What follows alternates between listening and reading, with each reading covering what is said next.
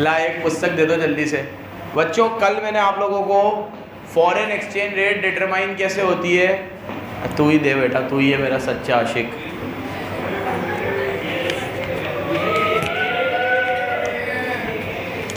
कल मैंने आपको जाते जाते एप्रिसिएशन, डेप्रिसिएशन, वैल्यूएशन और डिवैल्यूएशन ये 4 चीज़ें बता दी थी। एक बार रिवाइज कर लेते हैं। उससे पहले मैंने आप लोगों को ये भी बता दिया कि एक्सचेंज रेट बढ़ने से डिमांड कम होती है, एक्सचेंज रेट कम होने से डिमांड बढ़ती है, मतलब दोनों में रिलेशन इन्वर्स है। बट जब आप डिमांड को बेस बनाओगे तो डिमांड बढ़ने से एक्सचेंज रेट और बढ़ जाती है और डिमांड कम होने से एक्सचेंज रेट और कम हो जाती है, तो वही रिलेशन डायरेक्ट हो जाती है। क्या हो जाती है?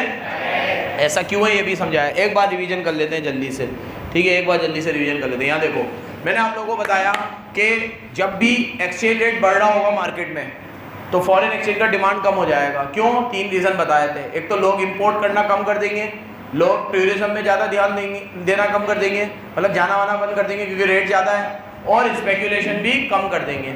मतलब कम कर देंगे मतलब रेट बढ़ रही है ना, तो लोग डॉलर खरीदना बंद कर देंगे।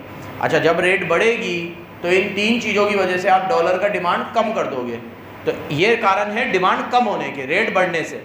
लेकिन वाइस वर्सा, जब रेट कम हो रही होगी तो डिमांड बढ़ भी जाएगी क्योंकि हम इंपोर्ट बढ़ा देंगे, हम टूरिज्म बढ़ा देंगे, हम स्पेकुलेशन ज़्यादा करेंगे।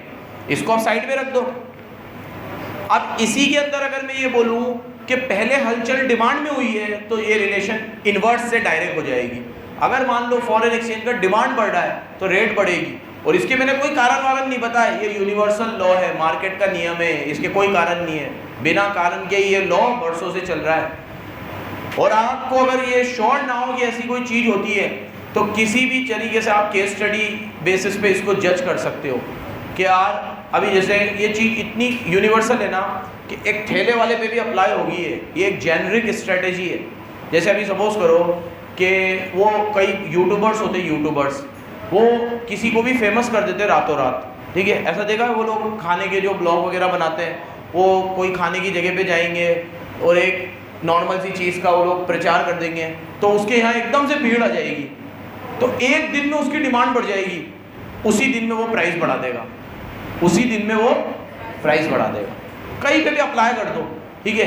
मतलब आप कोई कोटा में भी कोई खाने पीने की चीज़ों का आपने देखा यार बहुत बढ़िया है ये चीज़, ठीक है, और आपने थोड़ा सा उसी को उसको फेमस कर दिया रील वील बनाकर, और थोड़ा फैल गई वो चीज़ और वहाँ एकदम से क्राउड बढ़ गया, डिमांड बढ़ गई, आप 2-3 दिन में ये देख लोगे कि उसका प्राइस बढ़ जाएगा। हो सका तो उसी पल बढ़ा देगा वो, अरे भाई साहब अब नहीं है, अब नहीं है, 50 की मिलेगी, अब नहीं है, ठीक है, फिर वो 50 भी देने को तैयार होगा, अब 60 की मिलेगी। तो बच्चों जब भी आप किसी चीज़ का डिमांड बढ़ाओगे तो प्राइस बढ़ेगा, प्राइस मतलब एक्सचेंज रेट बढ़ेगा, और डिमांड कम कर दोगे तो वही एक्सचेंज रेट कम हो जाएगा, ठीक है। जैसे अपन कहते हैं ना इसके तो भाव आ गए हैं अब, ठीक है, इसके तो भाव बढ़ गए हैं, ये अब पहले जैसा नहीं रहा, ठीक है। तो पहले जैसा क्या नहीं रहा, ठीक है, कि डिमांड बढ़ गई उसकी, हर जगह पे ये रूल लगेगा, डिमांड बढ़ेगी प्राइस बढ़ेगा, ठीक है, हर जगह पे, हर जगह ईच एंड फिल्म इंडस्ट्री में लगता है, कोई न्यू कमर होता है, पहली मूवी करता है, ठीक है। अभी वो देख रहा था मैं, उसके कार्तिक आर्यन ने बोला भाई मैंने पहली मूवी तो 50-70 लाख में ही कर ली थी, और अभी भूल भुलैया 2 करने की उसने 20 करोड़ के 30 करोड़ लिए। वही कार्तिक आर्यन है, वही एक्टिंग है, सारा खेल डिमांड सप्लाई का है। उस समय फ्री बैठा था, फ्री में भी कोई करवाता तो मूवी कर लेता, फ्री तो था, टीवी पे आना मिलेगा, ठीक है। एक बार फेमस हो गए, डिमांड बढ़ गई, बहुत सारी स्क्रिप्ट है, अब तो मुझे चूज करनी है कि मैं कौन सी मूवी करना चाहता हूँ, वो भी अपनी रेट पे करूँगा जो मैं बोलूँगा, तो डिमांड बढ़ेगी प्राइस बढ़ जाएगा। यूनिवर्सल लॉ है, यूनिवर्सल। तुम मुझे कोई भी चीज़ बोल दो कि देखो सर इस पे तो लगा ही नहीं है, मैं तुम्हें बता दूंगा उस पर भी लगा है। तो जिस चीज़ का तुम डिमांड बढ़ाओगे उस चीज़ की प्राइस बढ़ेगी। तो कल मैंने कहा था डिमांड बढ़ी तो प्राइस भी बढ़ गई, ये कल पढ़ा दिया। फिर मैंने कल आपको जाते जाते पढ़ाया कि अगर कोई भी होम करेंसी का वैल्यू फॉरेन करेंसी के सामने इंक्रीज होता है तो उसे एप्रिसिएशन बोलते हैं, और होम करेंसी का वैल्यू फॉरेन करेंसी के सामने डिक्रीज होता है तो उसे डेप्रीसिएशन बोलते हैं। लेकिन ये एप्री डेप्री फ्लेक्सिबल सिस्टम में होता है, फिक्स सिस्टम में क्या होता है, रीवैल्यू। फिक्स सिस्टम किस वजह से होता है, सेंट्रल अथॉरिटी की वजह से, और appreciation depreciation demand and supply forces की ये 3 कारण मैंने आपको 3 डिफरेंस बिटवीन मैंने आपको पढ़ा दिए थे। अब लास्ट टॉपिक दे रखा है तुम्हें, फैक्टर्स अफेक्टिंग एक्सचेंज रेट। क्या दे रखा है?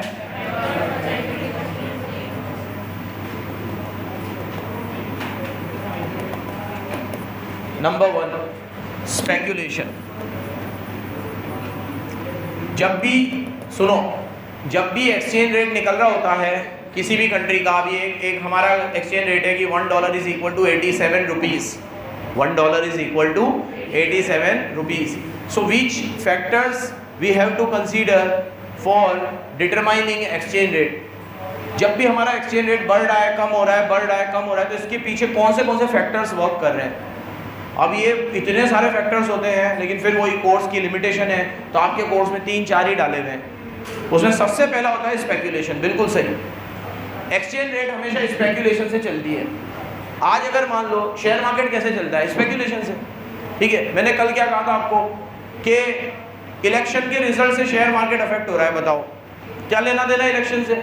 स्टॉक ऊपर जा रहे हैं, नीचे आ रहे हैं, कोई नेता बन रहा है, कोई शपथ ग्रहण कर रहा है, कोई तीसरा बंदा क्या कर रहा है, उससे मेरी कंपनी, कितना दूर का कोरिलेशन है, फिर भी दिख रहा है।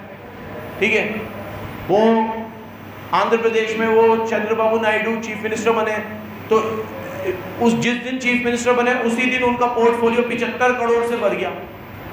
उन्होंने जिन कंपनियों के शेयर खरीद रखे थे उसी दिन उनको खुद को स्वयं को 75 करोड़ का फायदा हो गया एक दिन में। ठीक है, बताओ कैसे चल रहा है ये सब स्पेक्यूलेशन कि यार ये हमारे फेवर की चीज़ है, इसकी रेट बढ़ेगी, ये हमारे फेवर में नहीं है, ये रेटें कम होंगी।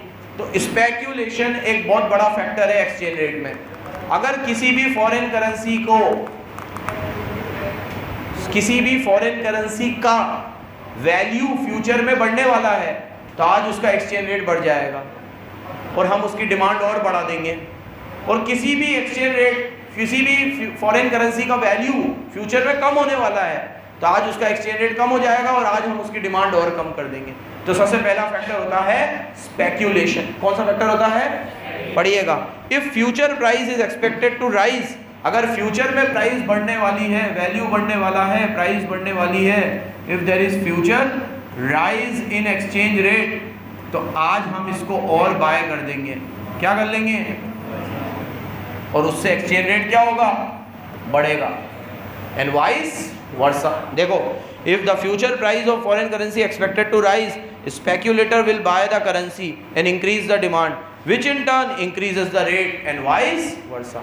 ठीक है, एक एग्जांपल दिया था मैंने तुम लोगों को प्रॉपर्टी का, कि प्रॉपर्टी के भाव कैसे बढ़ते हैं। ठीक है, प्रॉपर्टी के भाव कैसे बढ़ते हैं, एक एग्जांपल दिया था ना मैंने तुम लोगों को किसी चीज़ को पढ़ाते वक्त। चलो एक बार देखते हैं। अभी ये सपोज करो कि चलो कोटा का एग्जांपल लेते हैं। कोरल है, कोरल सुना है तुमने? कोरल में प्रॉपर्टी के भाव कितने हाई है? क्यों हाई है? क्योंकि एलन ने ये बोल दिया कि मैं वहाँ पे कोचिंग डालूंगा, है ना, और मेरा प्रोजेक्ट है वहाँ पे। तो सबने वहाँ प्रॉपर्टी खरीदनी शुरू कर दी। सबने प्रॉपर्टी खरीदनी शुरू कर दी तो प्रॉपर्टी के दाम बढ़ गए, क्योंकि डिमांड बढ़ गई तो प्राइस बढ़ गई। और अभी भी प्राइस बढ़ी हुई है, स्पेक्यूलेशन चल रहा है। लेकिन अब एक नेगेटिव इमेज जा रही है उसकी, कोरल की।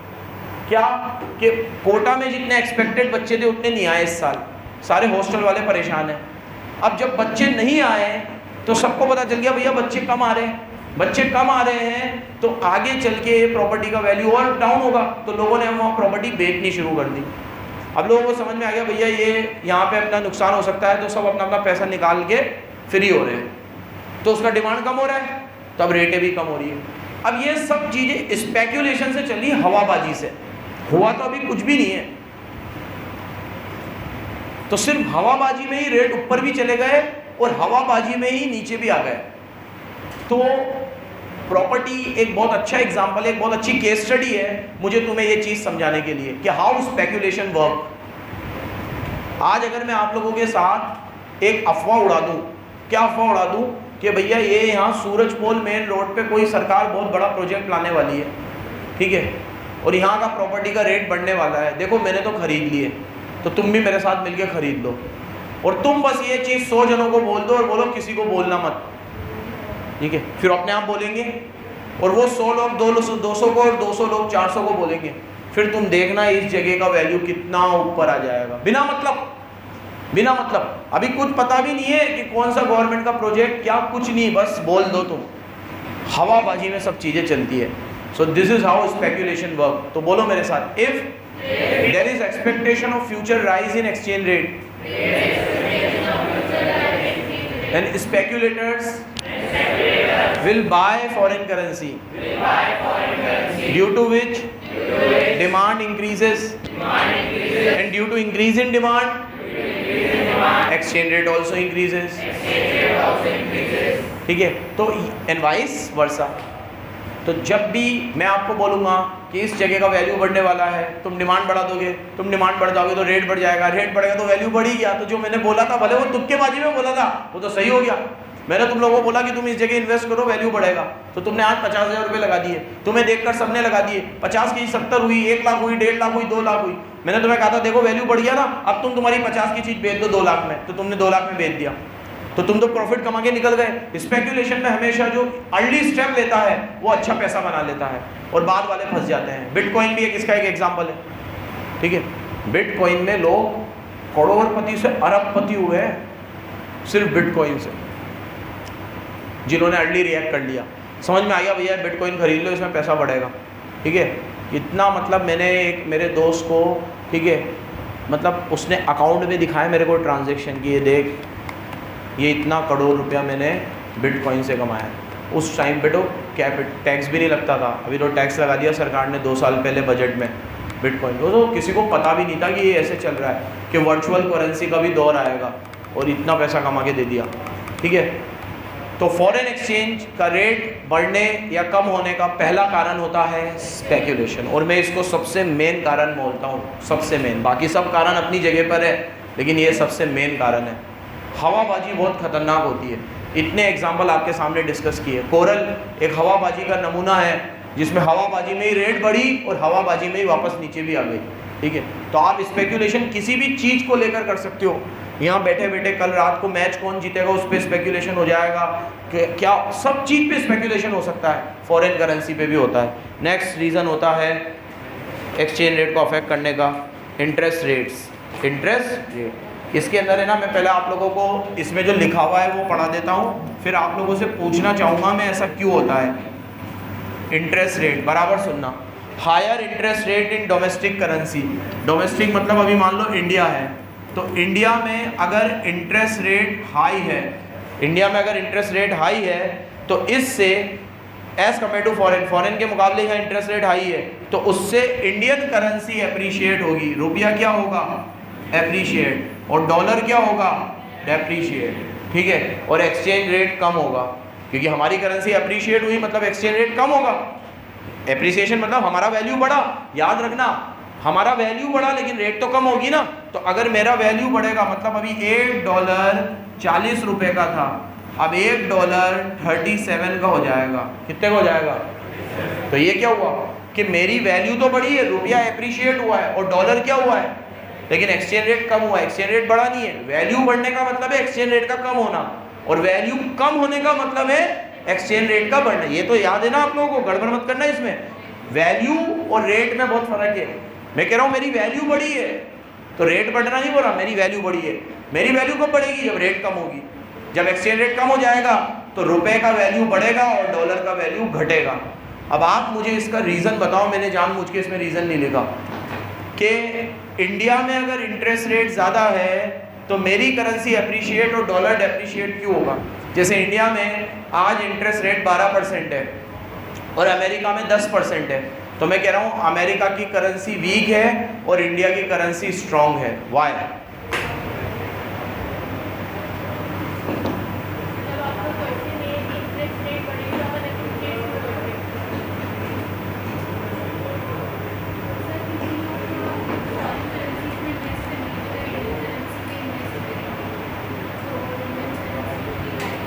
करेंसी में क्यों इन्वेस्ट करेंगे? फॉरेन कंट्री में इन्वेस्ट करने की जगह इंडियन इसमें इन्वेस्ट करेंगे। हाँ, फिर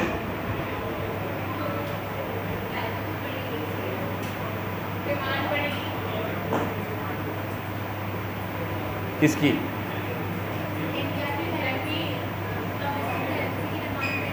हाँ, क्यों बढ़ेगी? तो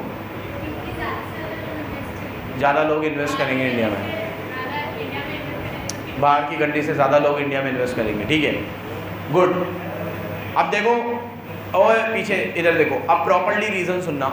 मान लो अमेरिका में इंटरेस्ट रेट 10 है और इंडिया में 12 है, तो आप एक काम कर सकते हो, अमेरिका से लोन लो, 10% इंटरेस्ट है, और इंडिया में इन्वेस्ट करो, 12% रिटर्न है।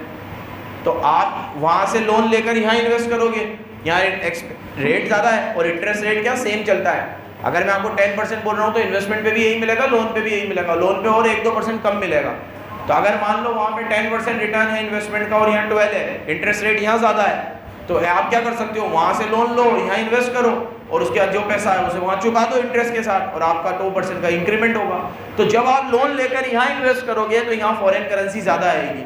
अब तुम लोग एक गलती क्या कर रहे थे कि जब लोग यहाँ इन्वेस्ट करेंगे तो हमारी डिमांड नहीं, सप्लाई बढ़ेगी, क्योंकि फॉरेन करेंसी इंडिया में आएगी, और फॉरेन करेंसी जब इंडिया में आएगी तो सप्लाई बढ़ेगी, और सप्लाई बढ़ने से एक्सचेंज रेट कम हो जाएगा, और एक्सचेंज रेट कम हो जाएगा तो हमारी करेंसी अप्रिशिएट होगी और गोरों की करेंसी डेप्रिशिएट होगी, क्योंकि इंटरेस्ट रेट हमारे यहाँ ज़्यादा है और उनके यहाँ इंटरेस्ट रेट कम है। ठीक है, समझ गए बराबर? एक बार फिर सुनो, आज अगर मान लो हमारे देश में इंटरेस्ट रेट 12% है और उनके देश में 10 है, तो आप 10% इंटरेस्ट पे पैसा उठाओ और यहाँ 12% में लगाओ, क्योंकि यहाँ इन्वेस्टमेंट ज़्यादा है।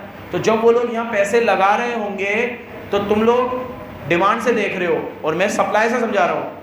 वो लोग जब यहाँ पैसे लगाएंगे तो डॉलर आएगा हमारे पास, और डॉलर आएगा तो हमारे पास डॉलर का सप्लाई बढ़ेगा, और कल ही मैंने बोला है कि सप्लाई बढ़ेगा तो रेटें कम हो जाएंगी।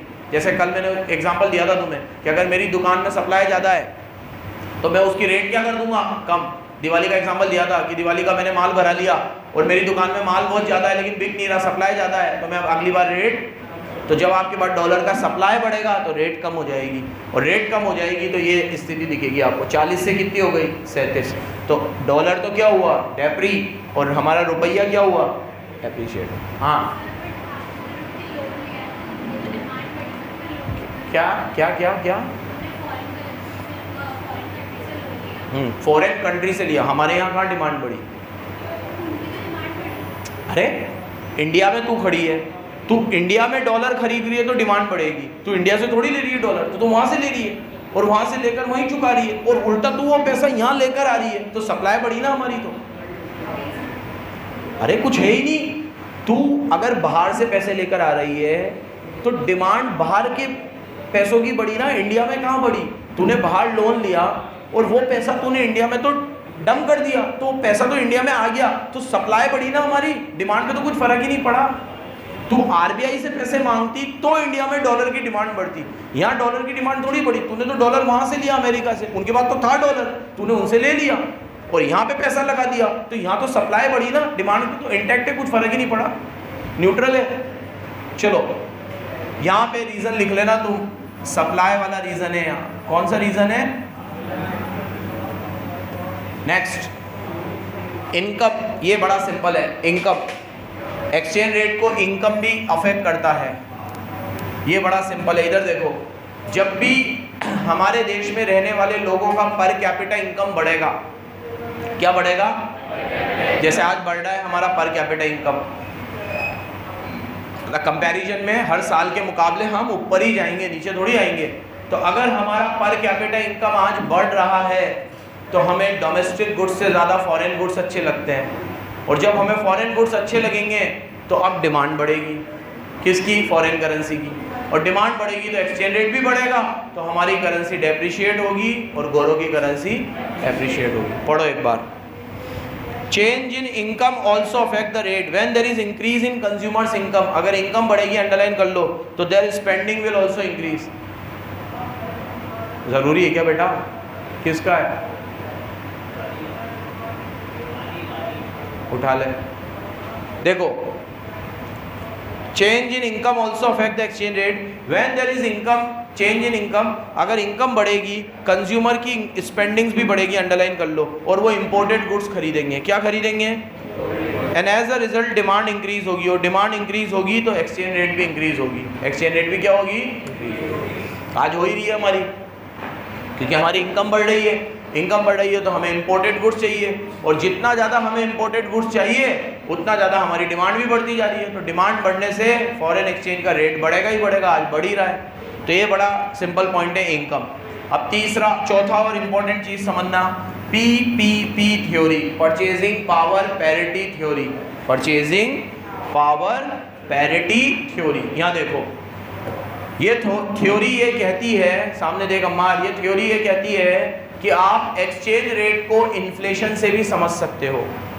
जिस देश में इन्फ्लेशन ज़्यादा होता है वहाँ एक्सचेंज रेट हमेशा ज़्यादा होता है, और जिस देश में इन्फ्लेशन कम होता है वहाँ एक्सचेंज रेट भी कम होता है। इसको एक बेहतरीन एग्जांपल से समझाता हूँ, मेरी तरफ देखो। अभी एक वुडलैंड का शूज़ इंडिया में मिलता है 3000 रुपये का। कितने का मिलता है? और वही वुडलैंड का शूज़ अमेरिका में $50 का है। कितने का है? सेम है शूज़, बिल्कुल सेम। तो उस हिसाब से अगर मैं डॉलर का रेट निकालूं तो 3000/50 ऐसे ही होगा। 50 से 300 कटेगा 6 बार, तो डॉलर का रेट आएगा 60 रुपीज़। कितना आएगा? $1 इज इक्वल टू 60 रुपीज़, क्योंकि सेम शूज़ यहाँ पे कितने का मिल रहा है? 3000 का, और वो सेम शूज़ वहाँ कितने का है? $50। कितना? $50। तो जब आप 3000 को 50 से करोगे तो आपका कितना हुआ? $1 का रेट 60। अब मान लो भारत में इन्फ्लेशन बढ़ा, अमेरिका में नहीं बढ़ा, और भारत में इन्फ्लेशन की वजह से ये चीज़ 3500 की हो गई। ये जूता कितने का हो गया? टैक्स की वजह से, इन्फ्लेशन की वजह से हो गया ये। तो अब अगर मैं एक्सचेंज रेट निकालूंगा तो 3500 को जब मैं 50 से करूंगा तो 5 के टेबल में 35 7 बार आएगा, तो रेट कितनी हो गई? 70।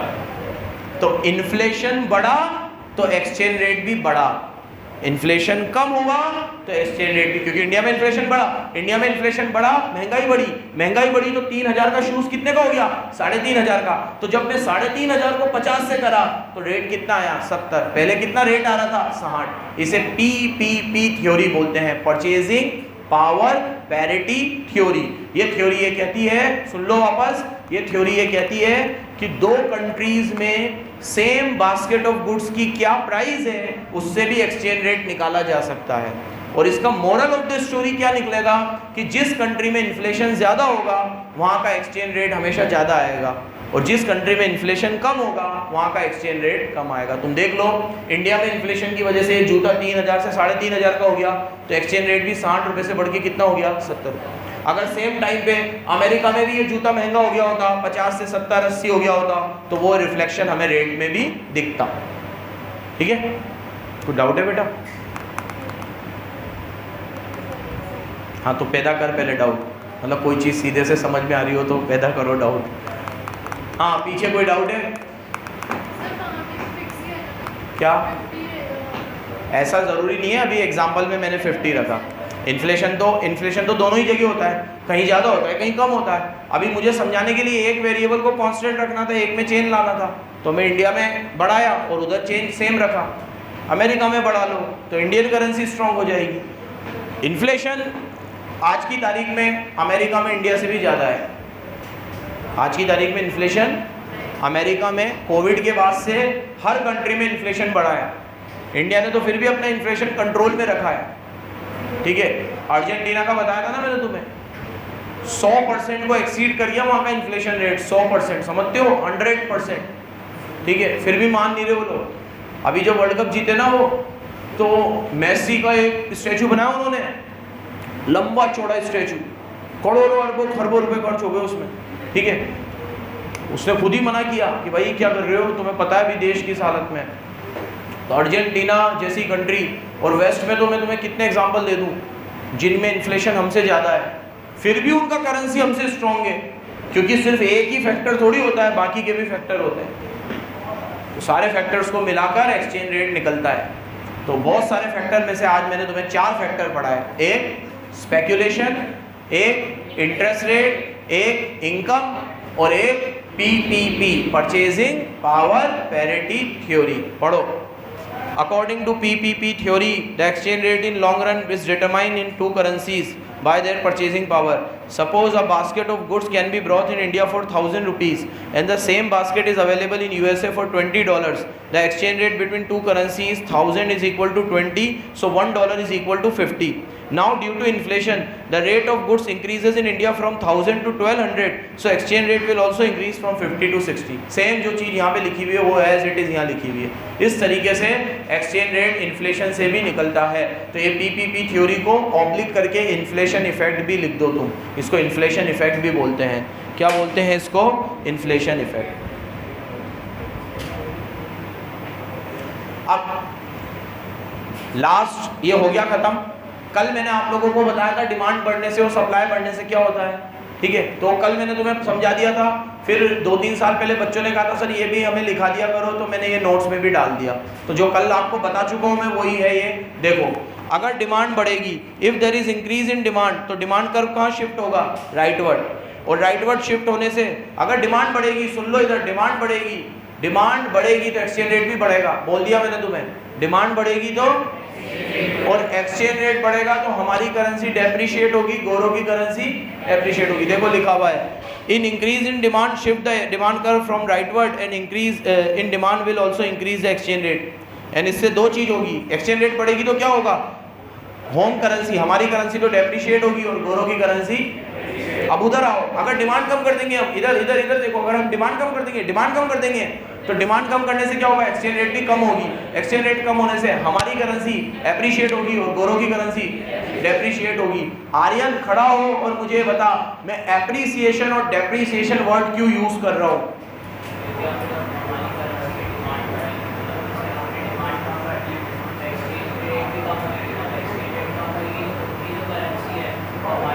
समझ नहीं रहा मैं वर्ड एप्रिसिएशन डेप्रिसिएशन क्यों यूज कर रहा हूं? बैठ जा. हाँ बोल. क्योंकि ये डिमांड और सप्लाई की वजह से हो रहा है. अगर डिमांड बढ़ रही है और डिमांड कम हो रही है और उससे एक्सचेंज रेट में परिवर्तन आ रहा है तो उसे एप्री डेप्री बोलते हैं. अगर ये सेंट्रल बैंक खुद कर रहा होता तो फिर इसे बोलते हैं रीवैल्यूएशन एंड डिवैल्यूएशन. समझ गए बेटा? चलो अब सप्लाई का भी इफेक्ट देख लो. सप्लाई में उल्टा हो जाएगा. सप्लाई में क्या होगा? अगर सप्लाई बढ़ेगी, इधर देखो, इधर सप्लाई बढ़ेगी तो अभी थोड़ी देर पहले मैंने बोला बहुत सारा सप्लाई आ जाएगा हमारे पास, तो एक्सचेंज रेट और एक्सचेंज रेट कम हो जाएगा तो हमारी करेंसी एप्री और गौरव की. देखिएगा, एन इंक्रीज इन सप्लाई, अगर सप्लाई बढ़ेगी तो सप्लाई कर्व कहाँ चला जाएगा? राइटवर्ड. और उससे एक्सचेंज रेट क्या हो जाएगा? डिक्रीज. और उससे क्या होगा? फॉरेन करेंसी उनकी तो डेप्री होगी और हमारी एप्री होगी. और सप्लाई कम हो जाएगी तो एक्सचेंज रेट बढ़ जाएगा. एक्सचेंज रेट बढ़ने से हमारी डेप्री और गौरव की एप्री. देखो, depre of home and appre of foreign. और इसी चीज को कर्व के माध्यम से भी समझा रखा है. ठीक है, तो ये जो कल बढ़ाया था वो एकदम परफेक्टली यहाँ पे भी दे रखा है और ये चैप्टर यहाँ पे समाप्त होता है. धन्यवाद.